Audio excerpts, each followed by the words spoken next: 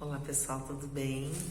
Então nós estamos no nosso 5º capítulo deste livro, Ação e Reação, com o tema Almas Enfermiças, dando continuidade ao nosso resumo dos livros, um projeto de leitura do canal Visão Espírita e meu, que estamos aí fazendo a releitura, um pequeno resumo dos livros para incentivar você a ler as obras de André Luiz, adquirir as obras de André Luiz e aproveitar desse grande conhecimento. Nesse capítulo, então, nós vamos primeiro nos depararmos com uma lição do Silas e do Druso, que nos diz que o André, o Hilário estão ali naqueles lugares muito próximos à Terra, lugares trevosos, lugares escuros, decorrentes das almas que ali habitam, porque nós ainda somos espíritos renitentes no mal, em aperfeiçoamento. Então, a afinidade é muito maior com esses lugares, muito embora nos causem pesar, muito embora nos causem espanto em saber a condição que essas almas se encontram nesses locais, se encontram em transformação e como ocasiona o resultado da fixação mental.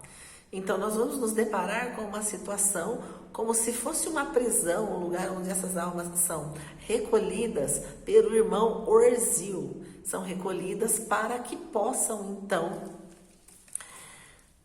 modificarem os seus pensamentos, a sua fixação mental e avançarem, decorrentes da sua mudança, da sua alteração. Mas como ainda se encontram muito perturbados e hipnotizados pelos lugares onde os espíritos se aproveitam desses sentimentos, desses pensamentos e os hipnotizam, então causando inclusive chagas. O irmão Orzil, que era o guarda responsável por esse tipo, era como se fossem umas baias onde ficam os cavalos, bem arrumadas, então lá ficavam esses espíritos aprisionados. O irmão Orzil nos dá a aparecer, conforme a elucidação de André Luiz, como se fosse aquele personagem grande do Harry Potter, o Hagrid. Então ele era o guarda daquele local, então ele tinha um aspecto grande, porque ele tinha que zelar por aqueles espíritos. Então vejam a primeira lição, a importância da transformação da nossa fixação mental, a importância de nós não nos apegarmos aos bens da terra, ao patrimônio, às coisas. Porque a maior parte do sofrimento desses homens, desses espíritos que estão lá desencarnados, decorre das suas fixações mentais, dos seus desejos incontidos, perpetrados na terra, alimentados pelos pensamentos. Criaram então situações terríveis. Conta nesse capítulo 3 espíritos que estavam em situações terríveis. O primeiro, que era o irmão Corsino, ele havia apegado aos bens da terra. Então ele narra que ele havia ficado 25 anos em processo judicial para ter o patrimônio, terras, patrimônio, haveres materiais. Quando ele teve êxito, ele desencarnou. E quem ficou com seu patrimônio foram seus 3 filhos. E ele está amargurado porque os seus filhos estão se aproveitando do patrimônio, dos haveres que ele havia deixado. Internaram a madrasta num manicômio para ficar com todo esse patrimônio. Na realidade, ele tem ódio desses filhos, da forma como eles estão conduzindo, estão utilizando do seu patrimônio. E ele entende que é seu. Quando nós entendemos que o nosso patrimônio não é nosso, nosso patrimônio é de Deus, por essa razão, Deus põe e dispõe dos nossos patrimônios, das nossas coisas, do nosso corpo, porque nós não temos nada. Como diz Divaldo Franco, tudo o que nós podemos levar, pegar, nós não nos pertence. porque nós somos espíritos milenares. Então esse irmão Corsino, ele é apegado aos bens, à matéria.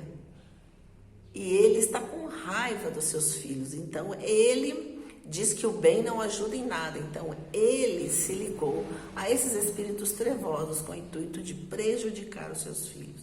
Vejam que situação. Ele não deu uma boa educação aos seus filhos, e mais do que isso, não os ama. O que ele ama é o dinheiro, é o patrimônio. Então ele se encontra numa situação terrível. E narra o André Luiz que esse local tem um aspecto fétido, tão grosseiro, tão terrível, como se tivessem ali pessoas com odor muito fétido. Uma outra situação, é um outro que está ali aprisionado na sua fixação mental, aterrorizado pelos espíritos que o hipnotizam, decorrente do seu remorso, daqueles pensamentos. Então ele fica pensando, ele dá a aparecer uma imagem onde ele atropelou deliberadamente uma pessoa, correu com o veículo e atropelou, e ele diz que ele não matou, muito embora ele não gostasse daquela pessoa, fosse o seu inimigo, não foi ele o culpado pelo homicídio. Então ele ficou nesse pensamento, nesse redemoinho do mesmo pensamento, tentando convencer a si mesmo, mas provavelmente culpado pela terra, e desencarnou levando isso. Um outro companheiro, ali também aprisionado pelo Orzil, é terrível. O André nos narra que ele está todo cheio coberto com o corpo de feridas, como se ficasse espremendo tumores com pus. Vejam que isso foi criado pela sua fixação mental, pela sua conduta, pela forma, pelos desejos que ele se conduziu durante a sua vida. Então, e ele conversa com eles, eu vivi na terra para ajudar aquelas pessoas e olha como eu estou. Então ele tenta se convencer de uma mentira. E então o Orzil explica que ele viveu durante toda a vida num prostíbulo, se aproveitava das moças, usufruía dos seus corpos, da sexolatria. Então, quando ele desencarnou, ele ficou nessa condição, mas ele tenta se convencer que ele, pelo contrário, ele ajudava as moças, ele queria auxiliá-las, ele queria direcioná-las, ele queria dar um trabalho.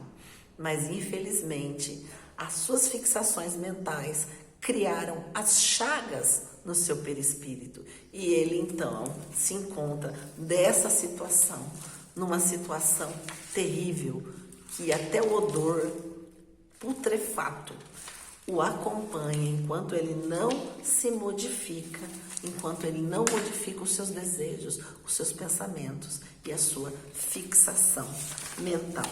Terminamos, então, esse capítulo com a lição do nosso querido Silas. Todos estamos ligados uns aos outros na carne e fora da carne, segundo as nossas obras, por meio dos vínculos de nossa vida mental. O bem é a luz que liberta, o mal é a treva que aprisiona. Estudando as leis do destino, é preciso atentar para semelhantes realidades indefectíveis e eternas. Depois dessas lições, todos se calaram e começaram a refletir sobre aquelas figuras tão terríveis que haviam se apresentado. Agora, ficamos por aqui nesse capítulo. Se você gostou, dê o seu like, curta o nosso canal, assine o nosso canal. E vamos juntos, que Jesus os abençoe.